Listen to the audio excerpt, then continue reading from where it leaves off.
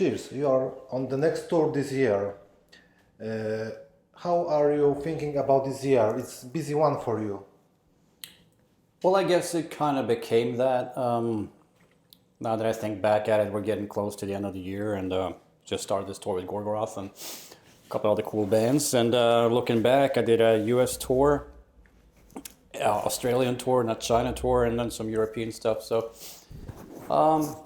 yeah, I guess that means I've been kind of busy. But except playing these shows, you were creating a music as well, yeah? Yeah, I mean, in between, because the thing is, when you tour, there's a lot of preparations before the tour. That kind of takes up a lot of time. That's sort of invisible work that nobody sees. Yeah. I mean, people really only see you on stage, and they don't get to see all that other, the days and the weeks of work before and after you're actually on that stage. So that's been taking up a lot of time. But in between that, I mean, I've been working on and off on a new record, and also dealing with a lot of reissues where I will pull them through processing, vintage processing, and sort of, I'm not mastering my own music, but I mess around with it a little bit so it sounds different, so that also takes time, So these reissues are a bit more interesting, so they're not just the exact same as they used to be, which I find a little boring. So yeah, and I also work a full-time job, and I have a family and all that, so everything takes time. Where do you work? Healthcare worker, people with special needs. Oh, okay. Yeah, like myself. If you don't mind, I want to ask you not only about Mortis itself and the project, but about distant past as well. Distant past. Distant past, okay. Yep. How do you recall your teenage years on the black metal scene? Do you remember when you got involved into the black metal culture? I mean, that's not something that happens overnight. I mean, it happens gradually. I started out as a heavy metal kid, you never discover the underground on the first day. You start listening to the big artists like Kiss and stuff like that, and then all of a sudden somebody hands you a magazine that has Mayhem on the cover, in 1988, and I'm like, what the fuck is this stuff? And you open a magazine and there's all kinds of cool underground bands. And this was in the late 80s. And I met Seemath around that time, and he had the same interests, and then Ishan, we went to the same school. And we just gradually became crazier and crazier as people, more and more sort of extreme in the kind of music that we wanted to listen to, and went on this sort of quest for the most extreme stuff that we could find, And ultimately, you're going to connect with other people that are interested in the same things, and as they say, yada, yada, yada, churches burned and people died. And, I shouldn't laugh at it because it's horrible, but, you got to see the dark humor in this, But yeah, I mean, long story short, that's how it happened. So your first band was Emperor, or you have been playing before in some, local bands? I had two bands before Emperor. They didn't last very long. The first one was in 1990, which was kind of like a death metal thing. Death metal was huge in 1990 with Nuclear Blast was coming up as a label, and Eric were a big label even then, and we were all listening to Entombed and Carcass and Autopsy and Bolt Thrower and all those fucking awesome bands. And so me and one of Ishan's classmates who was also playing guitar, we started the band. With a couple of other people, and that we tried to copy Carcass and that kind of stuff, and I was the singer. That lasted for, 6, 7, 8 months maybe. Fell apart, as bands do. Our drummer was really terrible, so that's one of the reasons. He was awful. And then me and the same guys, except the drummer, we started like a second band, which was more like a doom metal kind of band. I played bass. Only lasted a couple of months until we realized a drummer kept coming in with these great riffs. There was a new drummer. He was a good drummer. And he was playing guitar too, and he always, every rehearsal he would come in with these really cool riffs. And I was like, wow, this band is going to be really good. And then I started hearing the same riffs on the records that I was listening to back home. He was just stealing riffs from other bands. Motherfucker. So I confronted him. He's like, no. then it went bad, so we split up. And that band was going to be called Thou Shalt Suffer, actually, which Ishan took that name because the other guys didn't want to use that so name. this is not the same band, but the same name. It was a name I came up with, and the other guys in my band didn't want to use it. And but I had talked to Ishan, fuck it, they don't want to use that name, and he asked me later on if he could use it. So I'm just glad somebody used it because I thought it was kind of cool. So you start playing in Emperor. That came right after that, yeah. But it doesn't last so long because you were here about 1 year or something, yeah? And why did you leave? Yeah, that's about right. I think it's like a year and a couple of months or something like that. It was it was a couple of months after that second band of mine dissolved, and Ishan and Seymoth they had their band that was really cool. They had because they were really good players even then, so they had a cool death metal band called Embryonic, and that might have turned into Thou Shalt Suffer. I don't know. There was a lot of stuff that happened quickly back in those days, but so they started a side project that they wanted me to join.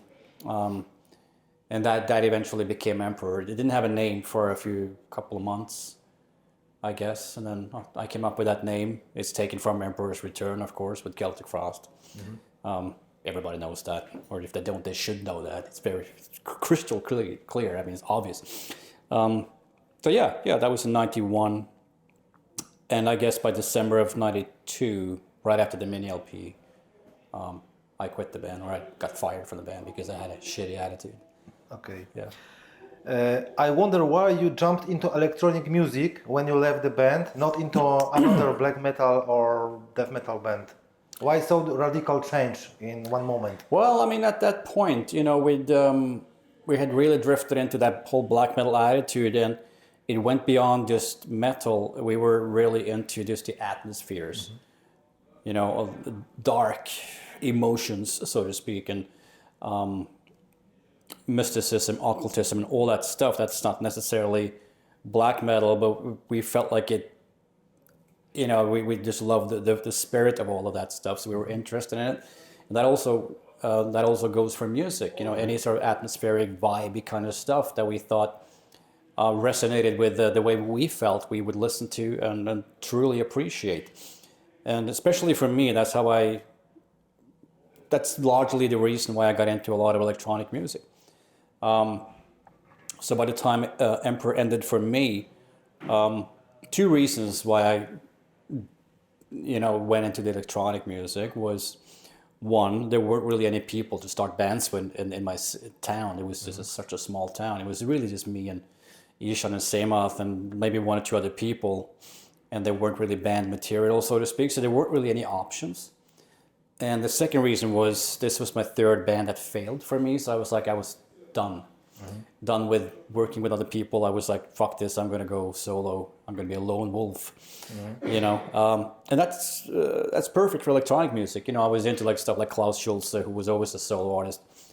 He did collaborations, obviously, but mainly Klaus Schulze was Klaus Schulze. Sure. So that was a cool thing. To create that kind of music, you don't have to have 4 people or whatever. So that was appealing to me. Of course, also I loved that kind of music.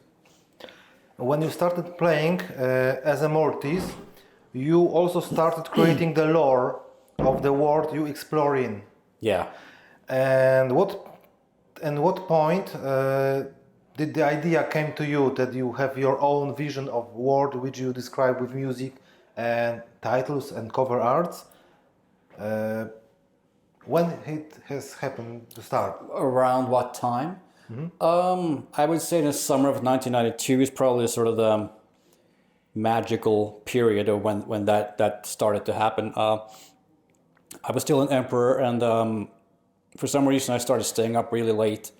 I would sit up all night and just start writing all these lyrics. I just started one day having these strange ideas about visions of a parallel universe that was fucking dark and somber and terrible to be in, because I was a black metal kid, it was all about complete darkness. I mean, that was what I wanted, fucking, what's darker than this? I gotta find something even more evil than this, because you're a young guy and you're looking for all the extremes. And so I started writing these they were more texts than lyrics. They didn't have a whole lot of sort of poetic value or anything. They were more like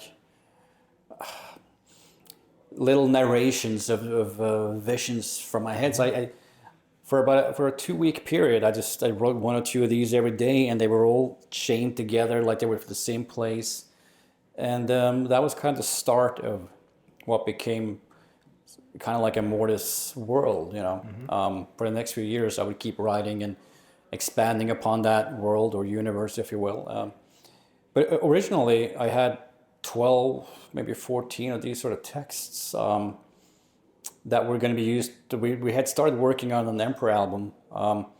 We didn't know at that point that we were going to record a mini album. We were kind of we started working on some music that I don't think they ever released it. I think they threw it out after I left or something.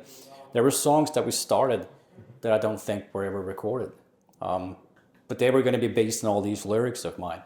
But then, of course, Candlelight Records, I think, got involved, and they offered for us to record a mini LP, which we did. And right after that, then I was fired from the band, and which was fine. I can understand that. That's completely understandable. I was kind of an idiot back then. You know, I was not easy to deal with.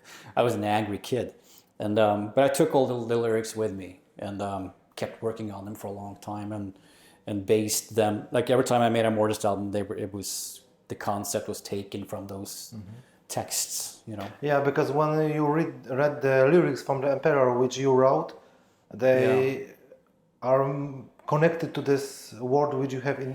Because two even of the songs, name of the band Emperor is the word which appear in Mortis releases. The Emperor. Yeah, Emperor of a Dimension Unknown and all that stuff. It's just a great word. True. You know. Tell me 2 things about the Mortis itself. I mean, how do you imagine this character in your world as a, I don't know, emperor of these words?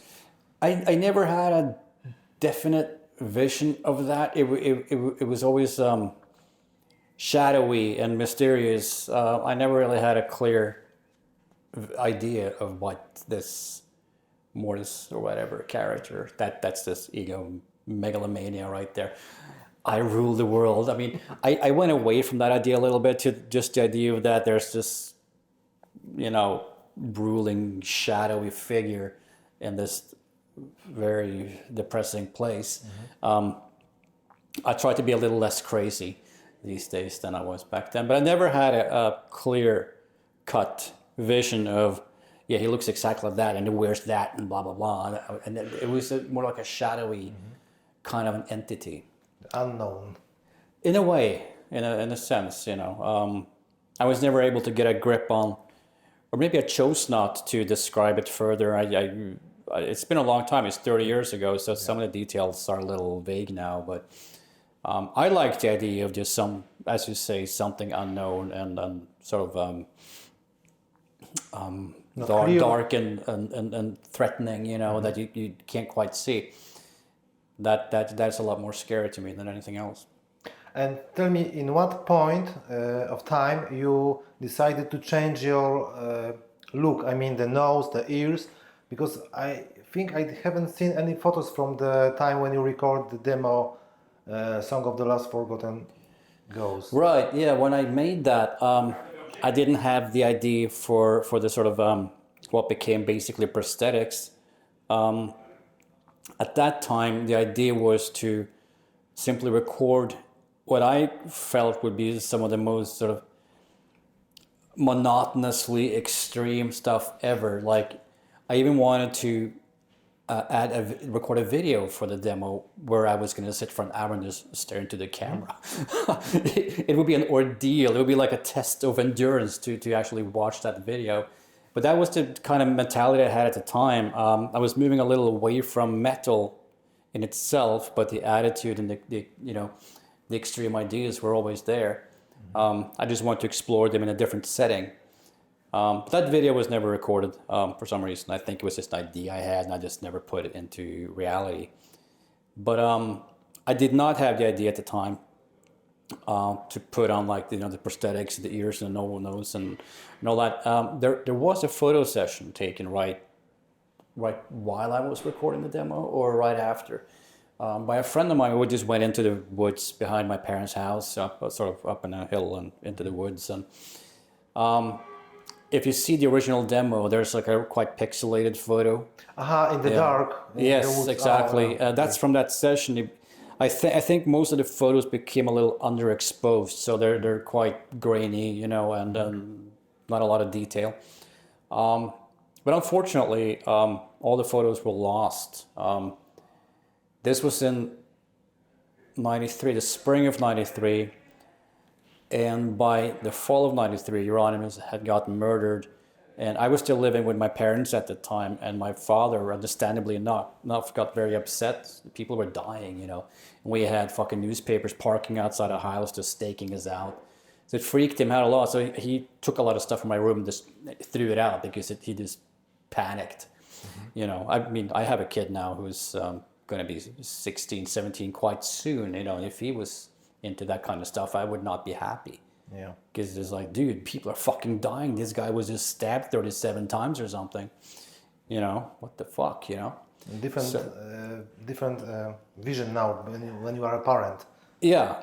Oh, yeah, yeah. I've spoken with a lot of guys about it. Like, we all have kids now. A lot of us were like, dude, the stuff we were doing. If our kids were doing, I would never let them out of the house. I would fucking board up the house, never let them back out of the fucking house. Which it's like Ishan said, like, I need to have a serious talk with my parents because they allowed me to behave the way that I did. I thought that was funny. But yeah, so I think that photo session, you know, the negatives and all that, I think that all went in the garbage because it was lost and I've never been able to find it. But there was a photo shoot of Mortis pre sort of prosthetics that had just me. It was just me in, like, I had makeup like white or something like that. Black metal image. Probably looked more like gothic. I mean, it was just kind of like white, maybe some eyeliner or something like that. I can't exactly remember. It was not corpse paint. I mean, I was trying to move a little bit away from it, keeping the atmospheres and the sort of spirit of that, but different look. You mentioned that you have a son. Yes. Do you know anything about your past? I mean, these events from the 90s? I don't think he knows details. I mean, he knows I've been in the music business or whatever you want to call it for a long time. He's a gamer. They're all gamers today. That's all they do. Gaming and YouTube, you know. And he doesn't care a whole lot about music. I know sometimes he reacts to music he doesn't like. And he seems to not like the correct music, if you know what I mean. Like when some shit from like some fucking, I don't know, fucking Beyonce, whatever. Some shit like that comes on. He goes like, oh, fuck that shit. And I'm like, yeah. My blood. Yeah. But I haven't sat him down and told him like, hey, yeah, back in '93, a lot of crazy stuff happened. I mean, you know, I didn't do anything wrong back in those days. So I got nothing to be ashamed of or anything. It's not like that. But it just never came up. But, you know, if he wants to Google me, I mean, you know, there's a lot of stuff he can read. So. We talk about your image. During the times, you change the image, the clothes, the makeup, the prosthetic, etc.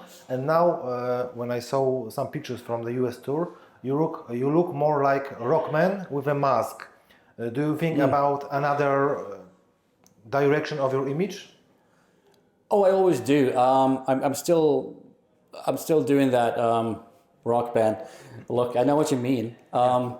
That actually came about because I was lazy for a little while, but I thought it worked. I used to have these really kind of elaborate outfits, and they're fucking awesome. But I got a little sick of putting all that stuff on every time I was going on stage or whatever. And I think it was around that Emperor. It wasn't a reunion or anything. It was like an anniversary, 30-year thing, and we did a couple of shows together. And I figured, okay, I'll try something else. I had this like strange latex kind of jacket that I wore, like some sort of punky tights and all that stuff. And I put them on with biker boots and shit. And I was like, whoa, this is kind of cool. It is practical. It was easy. It takes about 2 minutes to put on. So I just kept using it. And I've done that for a couple of years. I'm definitely starting to kind of cook up some new ideas. I never stay in the same sort of zone for forever. You know, I usually, okay, this is cool for a while, then I move on and do something else.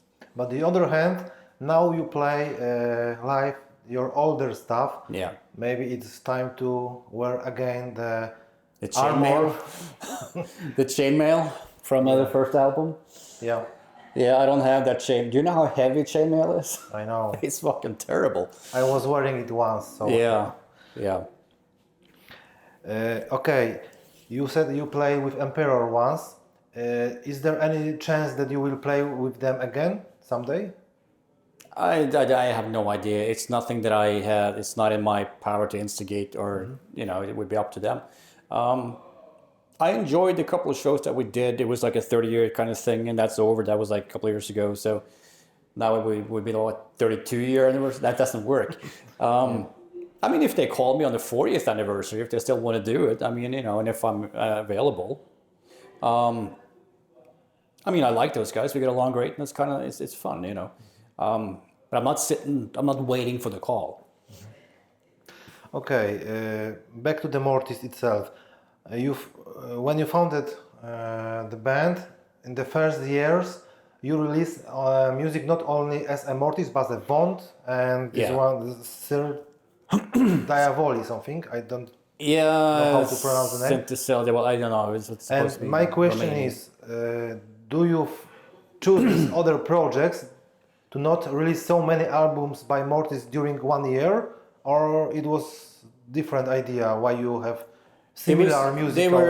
They do sound slightly similar, at least Vaughn and Mortis at some point, where it was, I mean, Selmore, the first Vaughn record, might as well have been a Mortis album musically, more or less, I think. And Fata Morgana, same thing. Fata Morgana I will ask in a moment. Yeah, okay. No, I mean, the reason those side projects existed at the time was because Mortis had become this project that was taking all its inspiration, all its concept was directly being sort of summoned, from this parallel world that I was creating, Okay.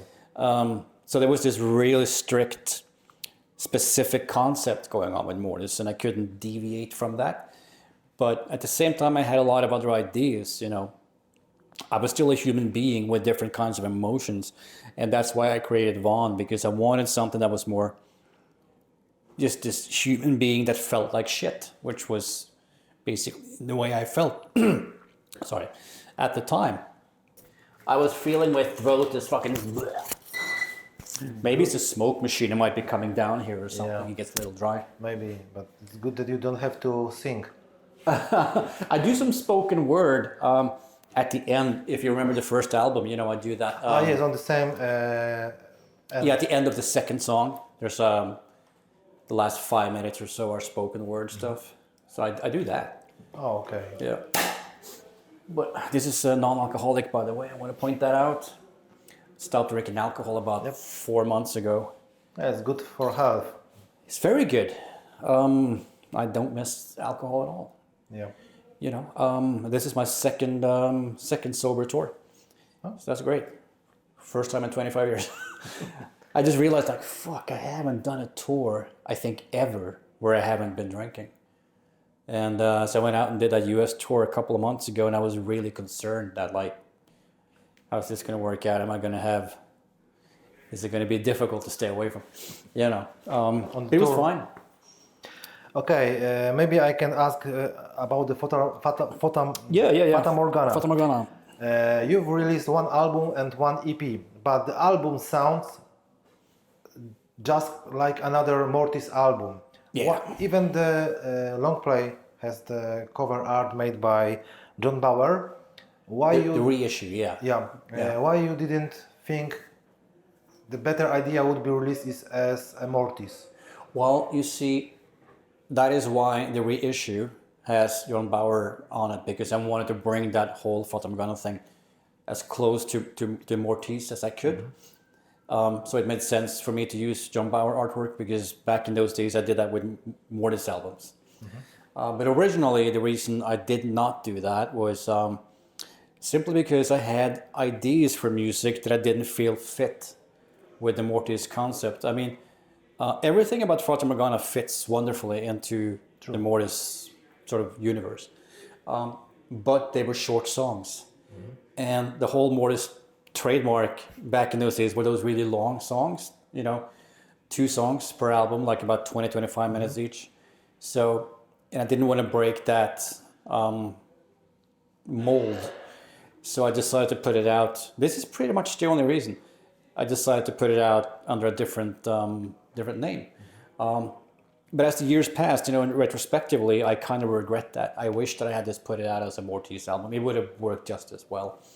So when I was offered to reissue it, I figured, okay, I can't just start calling it Mortis. That would be really confusing and weird. Why not? Because the album I thought about it, but it was, I don't know. People would ask me, and I wouldn't have a great answer.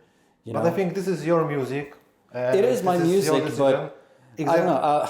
I understand. I was debating it with myself, but ultimately I decided it was recorded as a Fata Morgana thing, and let's just keep it there. I don't want to send out confusing signals to people. But I'm going to change the cover artwork, and in that way, at least bring it a little bit more into that Mortis universe with the John Bauer artwork. So, no, trust me, I went back and forth, like, could I just put a Mortis logo on this instead? It would be kind of fun. I don't know, maybe next time. But you release albums with different cover arts. Yeah. And one more pro for releasing it as a Mortis. This release has only name Fata Morgana, nothing else. So Mortis album Fata Morgana would fit, I think. We'll see. Worth to think about it, I think. Yeah. I'll sleep on it. Not long ago, you come back from the US. Yeah. From US tour. And now we are on the second tour with Gorgoroth. And tell me, am I right that there are much more fans of Dungeon Synth in US than in Europe? Because in US you are always a main band, and here are like now Gorgoroth and before Mayhem. Yeah, I think it might be more popular there. I haven't thought about it that much, but I think it's probably true. There seems to be a movement that is growing faster in the U.S. Don't ask me why. Maybe it's just random. But and whenever I go on these forums, and just to see what's going on, there's definitely people from all over the place in these projects that keep popping up, and little festivals keep popping up. I'm doing one in the UK in February. There's a sort of Dungeon Synth festival going on there. There's one in the Netherlands that wanted to book me, but they didn't really have much of a budget, so that didn't happen. It was in Belgium, Dark Dungeon Fest. And there's several of them going on over in the US. They're all small, but even over here, it seems to be sort of slowly, getting a foothold and kind of growing. It's not exploding, it's not you're not going to get rich off of it or anything, but it's been interesting to see in the last few years how it popped up, and people probably thought it was just going to go away, but it's still here, and it seems to be still expanding. So I think a lot of people are seeing first time this music, and this is much more popular now. Plus, we have other really great projects like Old Tower or Sorcery. I think they are great. Yeah. And maybe the scene is making much more bigger now. And who knows? Okay, this year you released the Crypt of the Wizard Life. And I know what you meant about life. Do you think there will be more live albums like this? Well, it's a great way for me to be able to regain some kind of control. Eric owns a lot of my older stuff, and they haven't always been that easy to work with in terms of getting stuff reissued. And contractually, I can't re-record albums. The contract forbids me to do it, unfortunately. But there's a workaround where if it's performed in a live scenario, it's not a studio recording. So, I was able to work around it. Definitely been on my mind to do something with Stargate. The thing with this thing, though, was that the Crypt is easy because it's really just me. Once you get into the Stargate, even like Smell of Rain and those types of album, it's more of a collaborative effort. There's more people involved. So all of a sudden you have to get this whole production together, and it's like a big thing. So it's harder to make that happen. but it's definitely been something I thought about. It's just that it would be probably quite time consuming. So, it would have to happen at a point in the future where I could set aside that kind of time. And the other, Sarah Jessica Dio, for example, is the one that was involved in both Stargate, Death Metal Rain, and of course, if I was going to do something like that, then I would want her involved, and she might be busy. So it's like all these stars have to align, everything has to work out. But never say never, man. I mean, I would fucking love to do that. It's just a matter of time. I think the Stargate is the album which is hardest to find now. Might be, yeah. It's probably the one that's it's never been reissued, really. I mean, except once, I think Eric did like a remastered CD thing, maybe like in 2007 or something. I mean, that's like fucking 15 plus years ago, so they never put out a second press on the vinyl or anything like that. So it's about high time. True. Hopefully they will come around and simply go, hey, let's just work together and reissue this. I would work with them on reissues, remaster it and just fucking put these cool packages together. I would love for that to happen. As many disagreements as we have had through the years, I'm pragmatic enough to set everything aside and go like, okay, you guys want to reissue this? Let's fucking work on it. Maybe they will see that you are still on tours. You have a new they know that album upcoming, and then maybe someone will think maybe this is the time that we can do it. Hope. Who knows? Yeah. The Crypt of the Wizard was before the album was released. The old tracks were divided into separate singles, and many people call this is not an album but a compilation. But I think this is the album. What is your attitude or opinion? Yeah, that compilation thing, that's just some kind of label that got put on it by, for example, Discogs. I never made that album as a compilation. Actually, the backstory to the Crypt of the Wizard is that in the second half of the 90s, I was getting really into like a lot of like 80s goth music, like Sisters of Mercy and Fields of Nephilim and all that. And what I really liked about them, especially the Sisters, was if you've ever seen all their 12 inches, like their singles that they put out in the 80s, they all have this uniform looking kind of layout. All the artwork is quite similar. You could look at it from like 100 yards away and you'll know it's a Sisters of Mercy single. And then the next one, that's a Sisters single because, it's the same, just maybe different colors. And I thought that was so cool, and the Mission did something like that too. And so that was my inspiration, I'm going to make a single series with very similar artwork on all of them. It's basically the same artwork with a different John Bauer image inside of this frame. It's a big, huge Sisters of Mercy ripoff. That's all there is. And the idea was that once I had been able to release all 5, because I self-released these, so it was quite expensive to press up all these 12 inches and then I had to sell them and make some money and press the next one. But by the time I had put them all out, all 5 of them, they were put together as an album. So I guess it's debatable if people technically want to call that a compilation, then, go ahead. I don't really care. But I personally, I never saw it like that. I recorded it as an album. I recorded all the songs at the same time and then released them 2 songs at a time. That's 5 different 12 inches. Why did you do these singles live now? You know what I mean? The re-edition, but in the live version.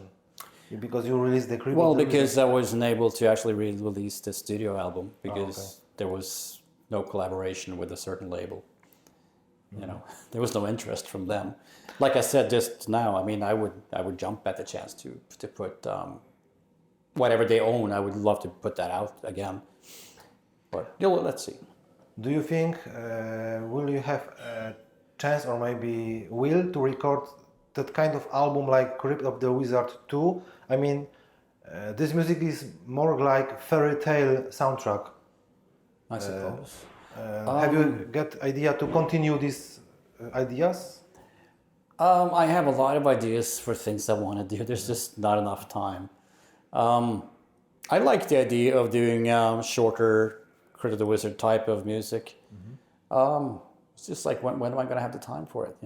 I mean, back in the 90s, I used to work really fast because I was quite sloppy. I didn't really care so much okay, we record this, and it's a little bit, you know, it's. I think Mortis was the Dungeon Synth version of Hellhammer or something. It's just rough and rugged, and it's not really great musicianship, but it's very atmospheric, and it has a great vibe. So all the stuff I did back then was done quickly. These days, I spend long fucking time in the studio, just like experimenting with sounds and rewriting my songs 3 or 4 times until I'm happy with them, and you know, programming sounds and all that, and even messing around with reverbs and echoes and really experimenting in it.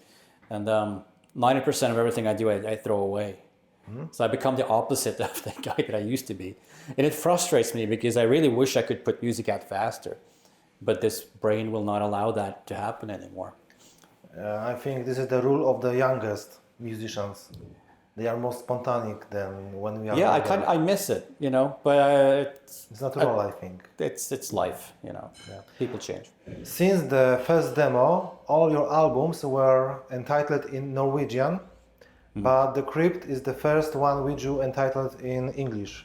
Why you didn't think the better idea would be to call it Trollman Script, like one of the tracks? In hindsight, maybe that would have been the best thing to do. But I've never really. That's definitely a sign of me being spontaneous back in the day. I never really analyzed, you know, what would be more logic. Would this be more logical? Would this make more sense? I would always just follow my heart, and I did what felt right. But what probably so you know, I kept making music with Norwegian titles. But I think what probably happened. Once I was done with all of it, I think I was probably starting to lean more towards the idea of starting to use English words again, or you know, just English lyrics or whatever, as is evidenced by the Stargate that came after, and then everything is in English from then on. So I think the end of the Crypt of the Wizard, I think I want to go back to English. So the Crypt of the Wizard was this sort of transitional thing. Mm-hmm. That's what I think happened. It's over 30 years ago, so I don't really exactly remember, but I think that's what happened. You think you can again back to the native language in Mortis albums?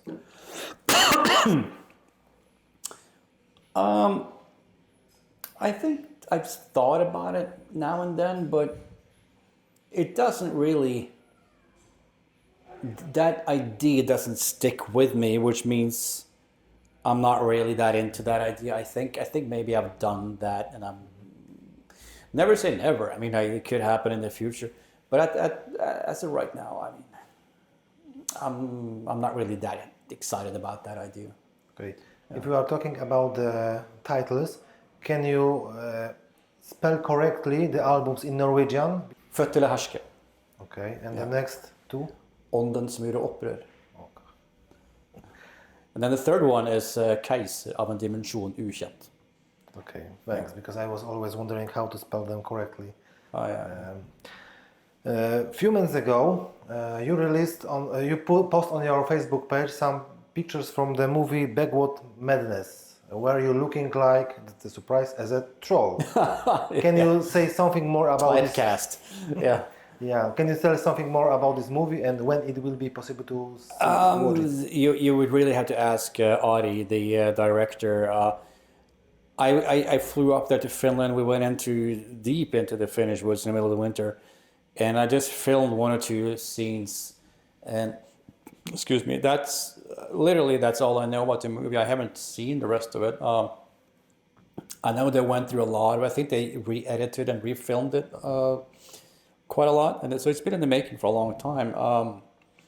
Impression I get now is that it's very close to being released, but I only have a small part in it, you know. But the photos are fucking great, though. I was really impressed with the photos. You look great. Looked a bit like Blix with that knife. Yeah. Yeah. I bet if you wanna have that image on the stage, it would be hard to characterize before, yeah. What's that? I bet if you wanna use some kind of like this image of yourself at the concerts, it will take a lot of time to prepare. Yeah, it would. That would probably be a couple of hours. Oh. Yeah, I could imagine. Not long ago, you posted another pictures from the movie plan. It's for you, I think, in Ireland. What is this Oh, video? the other photos I posted a couple of weeks ago. Yep. From Iceland. Iceland, yes. Yeah. Well, like I said, I've been on and off working on a new record, and so me and Claudio, a really cool director from Stockholm, we went over to Iceland, and we brought my daughter with us, and we filmed.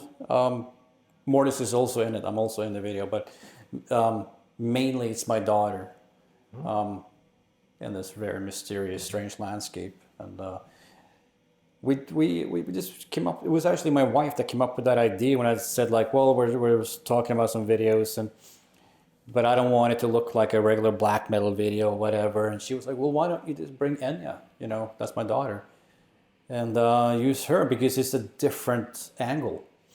And she really fit very nicely into that whole environment. I mean, we dressed her up a little timeless, like it looks like it's 1,000 years ago. And I'm not going to reveal a lot more about that right now, but we spent like 3 days over in Finland, you know, just drove all over the place, filming these really fucking awesome landscapes. We haven't edited it yet, but actually he might be working on that right now. So I'll know more soon. So this is the video which will promote your new release, yes? Yeah. So what can you say about the new release? This music which you recorded, I think. I'm still recording, and re-recording, and arranging and rearranging. I do everything at least 3 times. No, I think maybe it's a little early to talk too much about it. I don't know. The music is different than most things I've done before, but at the same time, I mean, you will hear some elements of albums like Smell of Rain in there. A little bit of that industrial stuff, but not much.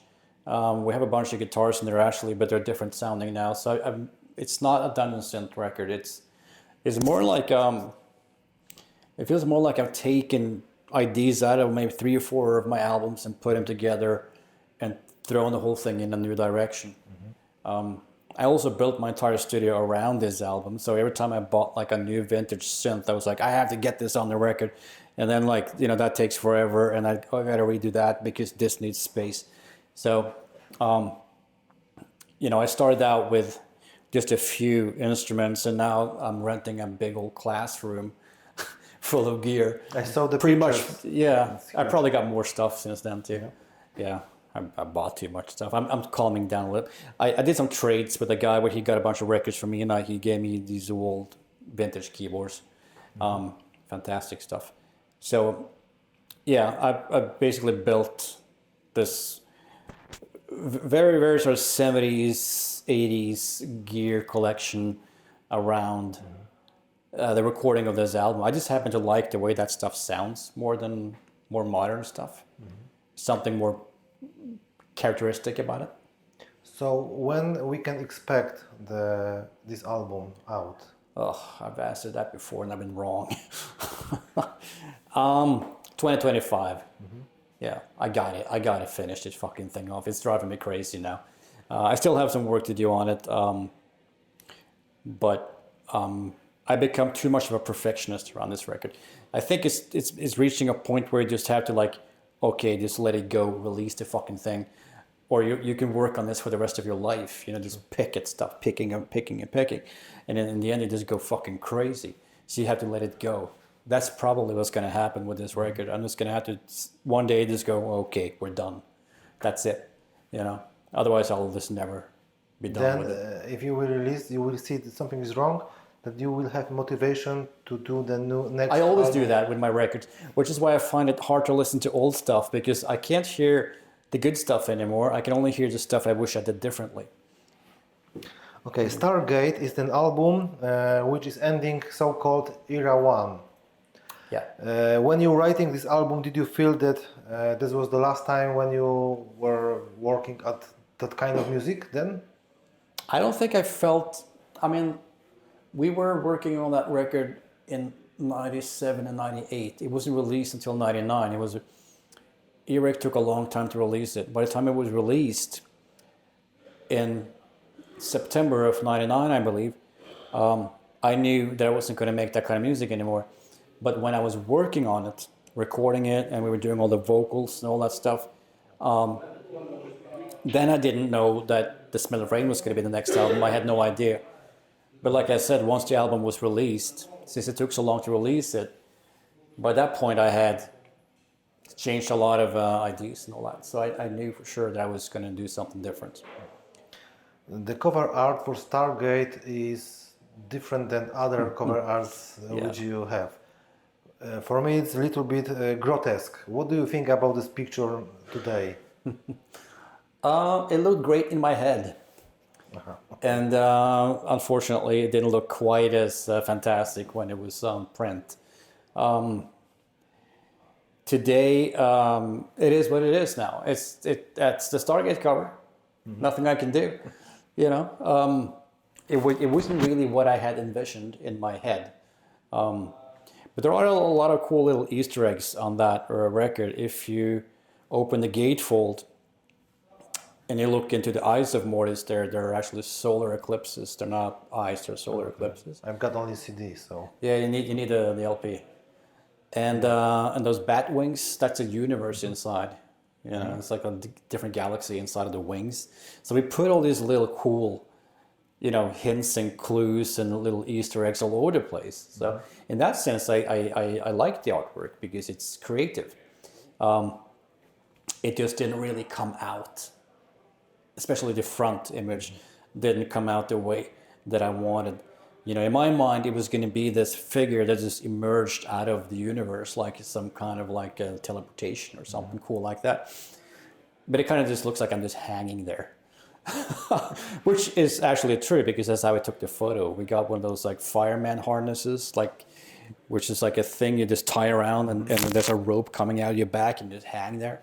So we edited that away. I was hanging down from a ceiling for like 2 hours just to get a good photo. It was fucking agonizing too.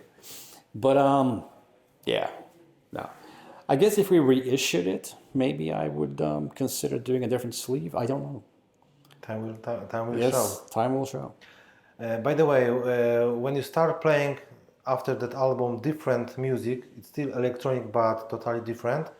Why you stay with the name Mortis, not think about something else? That was something I considered a little bit later on when Mortis became a band. I was seriously considering calling it something else, but I never did. And I'm glad I didn't do it, because at the end of the day, I always made the music.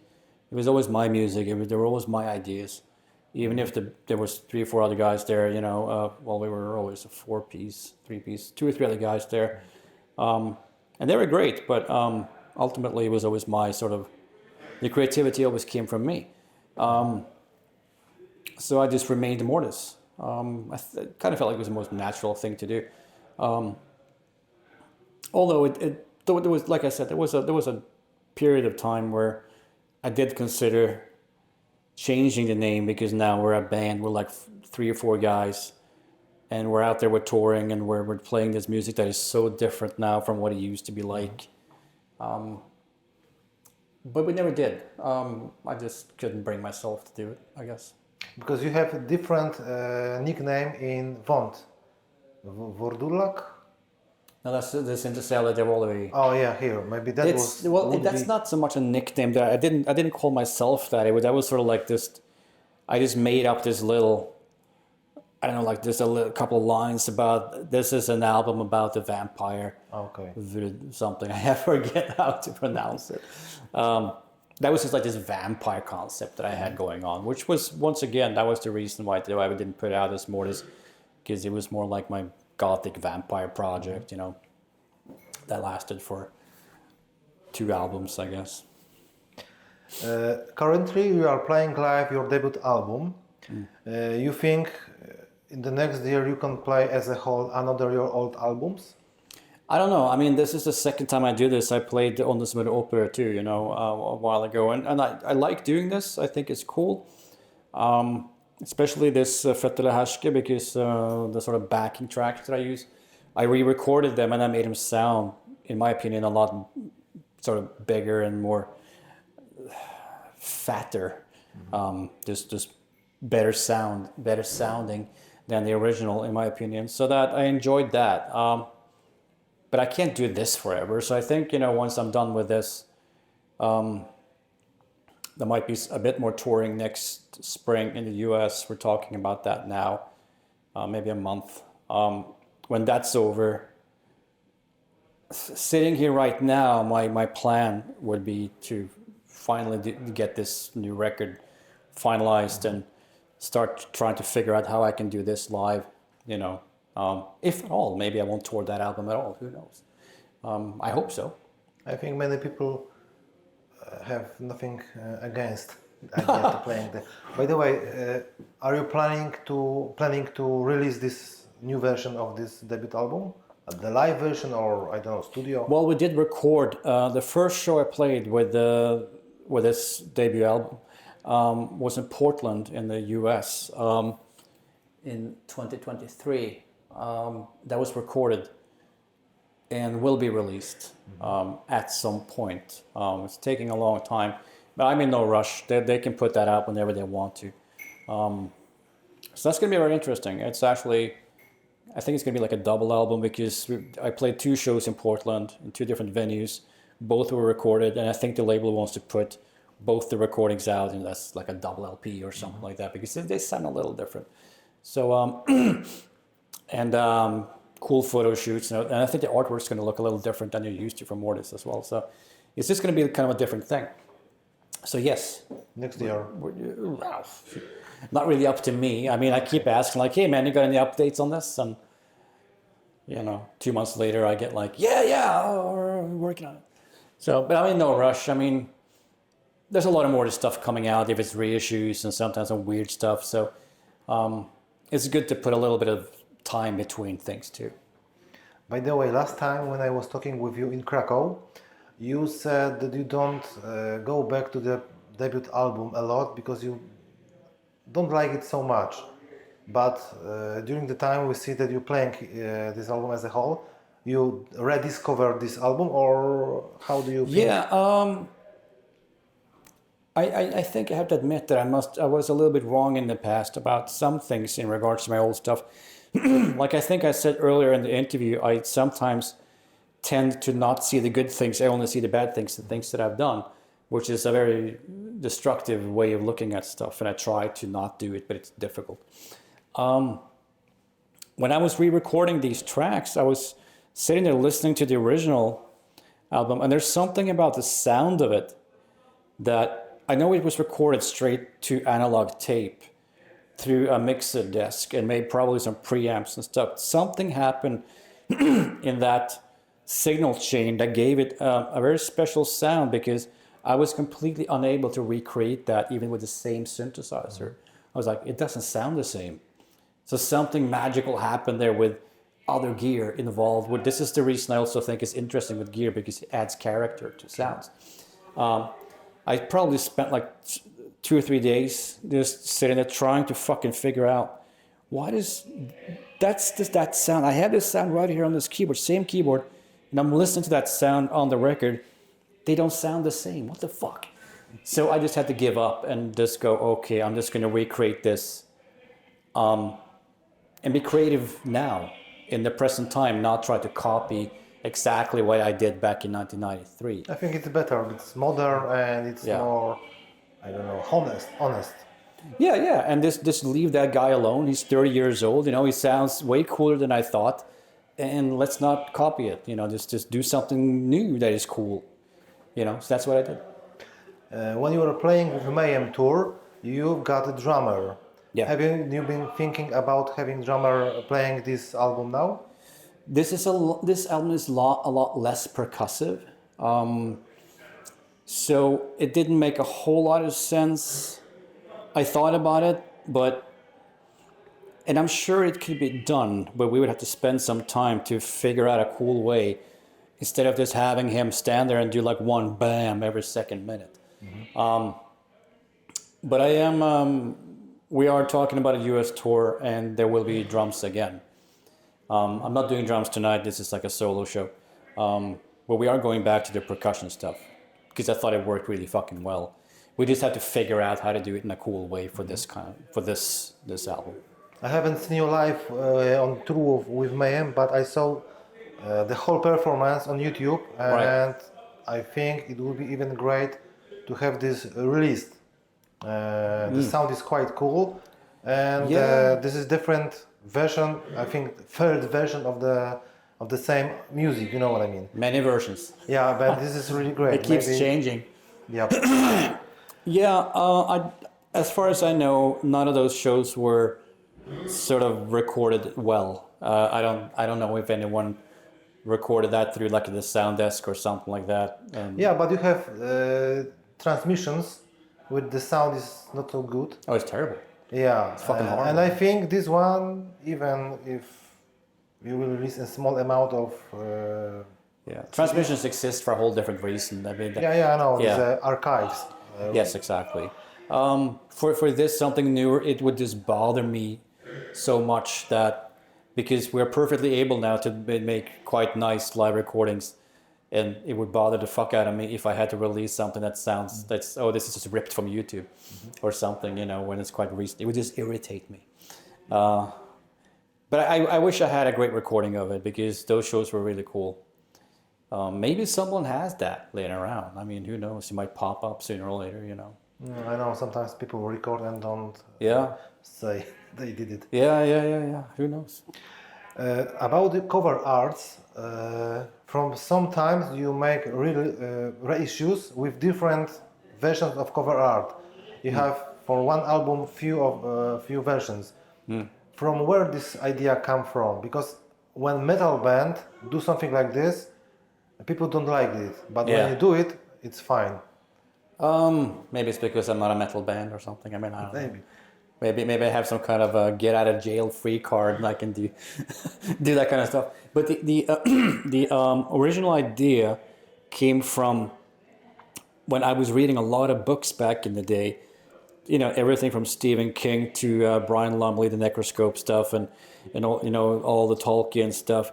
And every time I bought a book or went to the bookstore and I saw books that I already had, they had different artwork. Yeah. And I was like, wow, these guys can do that. I mean, so this is so creative because an album cover, that's just one idea. I might have 10 fucking ideas for an album cover and the other 9, what am I going to do with them? But guys like Stephen King gets to do that all the time, you motherfucker. So I'm like, well, fuck, I'm going to do that too. Why not? There's no law. Are they going to arrest me? But this is hell for collectors, I think. I think that's the way it turned out. Well, definitely the way it turned out. But originally, that was not my intention. It wasn't about, I can sell 500 more copies now because I put this out with a different sleeve. But that's definitely the way that it turned out later on, because once Mortis started to have a bit of a discography and became a bit collectible because of all these different things that I put out, and people started collecting, I certainly noticed, like, that guy, do you have 6 versions of that record now? But in the other way, you see from time to time pictures when somebody has a collection, I don't know, Slayer, and you see 20 CDs with the same cover art. Or LPs, yeah. Or LPs. And I think this is much more better when they have different, because it's more, I don't know, it's better than having the same. Yeah, I mean, usually the way that people collect is like, okay, I've got like, I used to collect Venom, and I got like 20 different black metal. I got the Canadian pressing, the Japanese pressing, the European pressing, the UK pressing, and 4 different versions. And then I got like 9 different vinyl colors. So, but it's always the same sleeve. Yeah. With Mortis a lot, it's like, this album came out in 4 different covers. So maybe that makes it more fun to collect for some people. For me, for sure. Yeah, it's more variation, I suppose. And 2 questions about the cover arts. First, do you have your favorite versions? And the second, do you think when you will do the next reissues, you will use another new ideas? I'm not sure if I have favorite cover artworks. I always like the Smell of Rain cover art, and I love everything with John Bauer. To be honest, I mean, I like most of the cover artworks that I've used. There's a couple I'm not happy with. The Stargate ugh. It is what it is. And then there's a version of Crypt the Wizard that Eric put out that has a terrible photo on the front, which is fucking terrible. But one of the favorite things that we did that I really liked was when Funeral Industries were put out Åndens med opera again, Kejsaren Vision Ukänt again, and then also the demo as an LP. And I told David, the French artist that I worked with a lot, was take the original artwork, but imagine what happens outside of that photo. Mm-hmm. There's more stuff going on outside of the frames. Or different angle. Yeah, and that's what I told him, like, for Kaiser, for example, you see this guy going like this, from the side. Do it from the front so we can see what's behind him.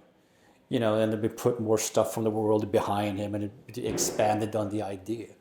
So that was a concept that I really liked, and it's something I wouldn't mind doing more of. But we would need to get Eric to reissue stuff, because it would have to be, for example, the Stargate. Maybe we could expand on that idea about that whole character appearing out of nowhere in the galaxy. Like, well, what else is there? Where did it come from? Maybe there's something behind him. Maybe we can have two worlds. Like one, we're in this world staring into this other world and stuff like that. So I like that whole sort of story or world building kind of idea. Mm-hmm. So that's one of my favorite things that we did anyway for Sleeves.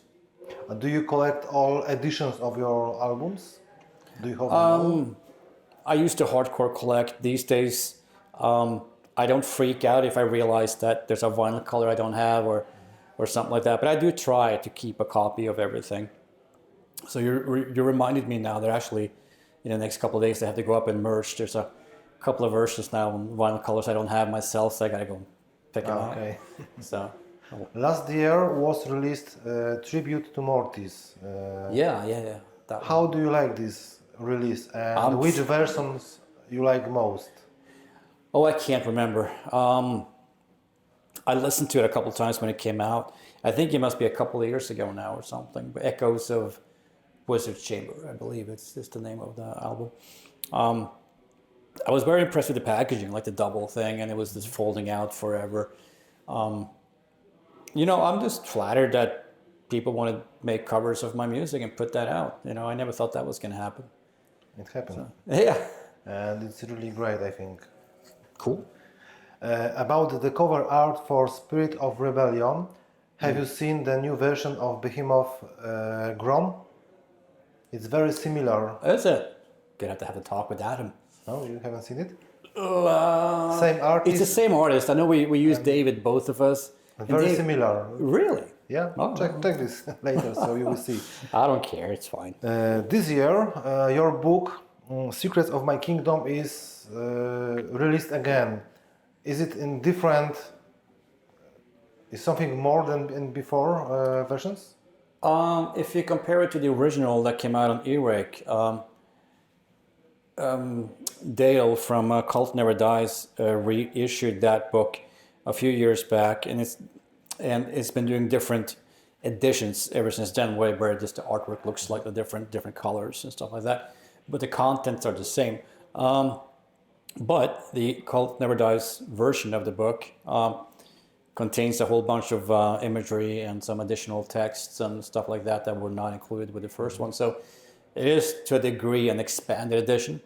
But in general, it just looks better. It's bigger, as I said, it's got more artwork. It's got a really cool, once again, David artwork on the front and back. So I think it just has a more correct atmosphere as opposed to the Eric one. The Eric one is cool because I told him make it look like a Bible. So it's got that fake leather thing with the golden print, and that's it. So it's very somber and dark looking, like a Bible. Like the Bible is not a happy looking book. It's a really dark fucking book. So that was the idea at the time. And so that was great for then. But, I personally, think I prefer the Cult Never Dies version. Have you been thinking about the second part? I mean, expanding the lore, more pictures, more paintings? Because I know that during the time from time to time you found some old pictures which have never been published, etc. Yeah, I started working a little bit on that with an author that we were gonna put out like a sort of a companion book, so to speak, to this world where we expand on things and explain some things. And so we started working on it, but I had to put that aside because I got so busy with tours, and the little time I had after that, I wanted to focus on the album. Mm-hmm. But the plan is, as soon as I'm done with the album, we're going to go back to that and complete it. So we have come up with a lot of other ideas that just expanded on some of the more mysterious, strange aspects of the book, and trying to make it more logical, and sometimes even introducing new ideas. So just expanding on that universe. So that's actually been started. Cool idea would be to do a role-playing game set in your that would be possible once we were done with that. I mean, it would definitely be big enough for that. Before we end, I want to ask a few questions about 90s. I hope okay. Yeah. First, you were one of the first musicians who played music dungeon synth, but then it wasn't called like this. It came later. And the other guy, which you know very well, and I know your attitude to him, was Varg from Warsaw. Yeah. How do you like this, except of the person, his music when he wrote this ambient dungeon like music? I don't know what kind of person he is these days, so I mean, I'm not going to judge him anymore, but... Just check his social media and you will know. Okay, but as a musician, I always loved Burzum. Ever since the first album came out, I thought it was like a fucking perfect black metal band. Then I think from the second or third album on, he started including one sort of electronic sort of synthesizer song, and I found those to be highly inspirational for my stuff when I was starting out, like the atmosphere, the very sort of simplistic playing. Saying so much with so little, you know what I mean? So, all credit to him for, creating some very atmospheric synthesizer music. That's never been a secret. Always thought it was inspirational and fucking great. Mm-hmm. Do you know with him before all this stuff happened? Yeah, the first time I met him, he was still an old funeral. Which was probably in 1990 or something. Mm-hmm. His name was still Christian then. I mean, he seemed to be a bit of an oddball even then, but we were all oddball kind of kids. This was like pre-black metal days for all of us. We were more like death metal kids. So yeah, I met him once or twice, before he sort of became Count Grishnak and everything went crazy. Have you ever been talking with him after all this? No. No? No. I know that you knew with Euronymous as well. Yeah. How do you remember him today when you think about him? I always found him to be friendly. I mean, he used to say that, you got to take care of your own, So he was always friendly and cool to the people that he liked.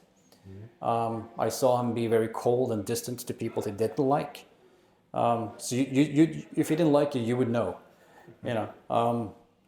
But no, I have fond memories of him. Other people might have other opinions about that. I mean, but my experiences with him were always positive. And, he was fucking crazy with that whole like black metal attitude and the vision he had for the inner circle and, burning as many churches as possible and killing priests. And he had all these visions about stuff. And looking back, it was insanity. But we were all like that. It wasn't just him. We were all fucking batshit crazy at one point. So, whatever. But as a person, I always liked him. Great music taste, very varied music taste. He was into the same electronic kind of stuff that I was. He listened to fucking Kiss. Everything from Kiss to Pink Floyd to Tangerine Dream to fucking Ultravox, to the Venom and Hellhammer. It was just a whole spectrum of music. Very open-minded, very interesting music taste. His Lego band, L-E-G-O. Oh, yes. Yeah, I don't know if I ever heard that, but I know they had like a demo out back in like the 86 or 85. On YouTube you can find. Yeah. I remember that. They had a couple of strange side projects going on at the same time as Mayhem. A long time ago. That was before my time. You know, in '87, I was 12 years old, and Yeah. I was listening to Wasp. You know. Have you been involved into his organization or just know about it? It wasn't really an organization. It was just a record store where everybody met and sort of talked about black metal, really. And then some of us went out and did some fucked up stuff, and then it got all over the media. Yep. I read that you didn't have the courage to show him the first Mortis recordings. Is it true? In a sense, because I respected him so much, I was worried that if he didn't like it, he would have told me, and it would have sucked to hear him say that he didn't like it. You know what I mean? So I don't have specific memories of deciding not to give him a copy of the demo, but I mean, knowing myself and knowing him, this would be the answer. So you don't know as he ever listened to Mortis? He probably didn't, because he would have told me. Okay. Yeah. I don't think he knew, because the demo came out in the spring. I never talked to him about it.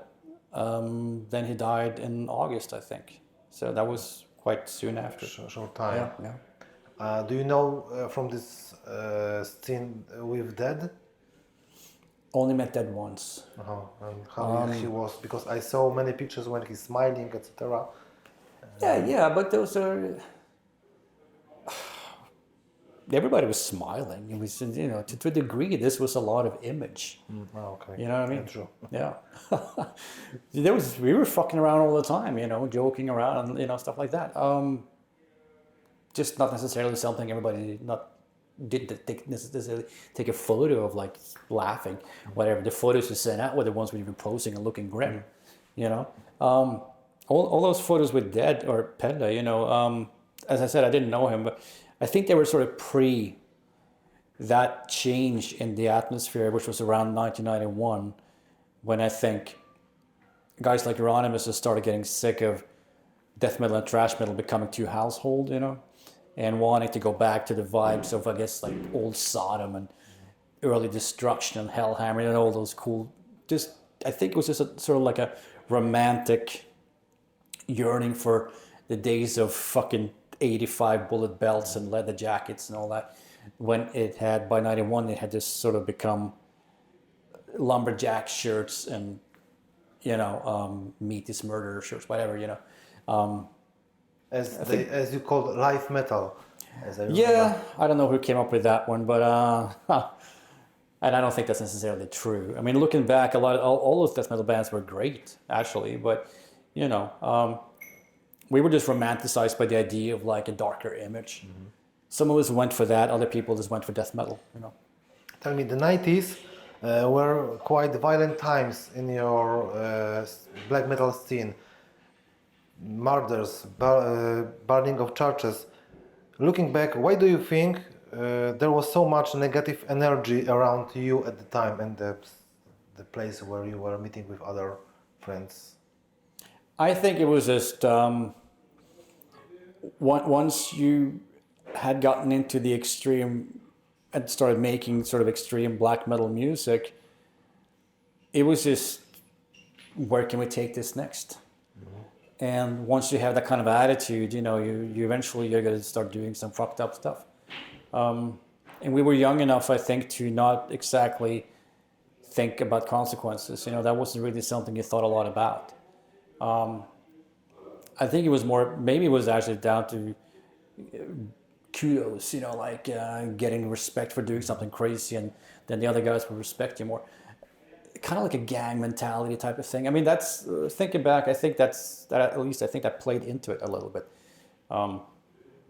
But it's just the folly of youth, I guess. You know, we were inspired by fucking dark music, and we did dark things. And hip hop dudes over in fucking LA, you know, they're inspired by dealing drugs and shooting guns, you know. So you know, this is gonna go fucking bad either way. You know, product of the environment, I suppose. Okay, I think this is all what I want to ask you. Okay. Last words are yours. Oh, hope you didn't fall asleep. Thanks for watching.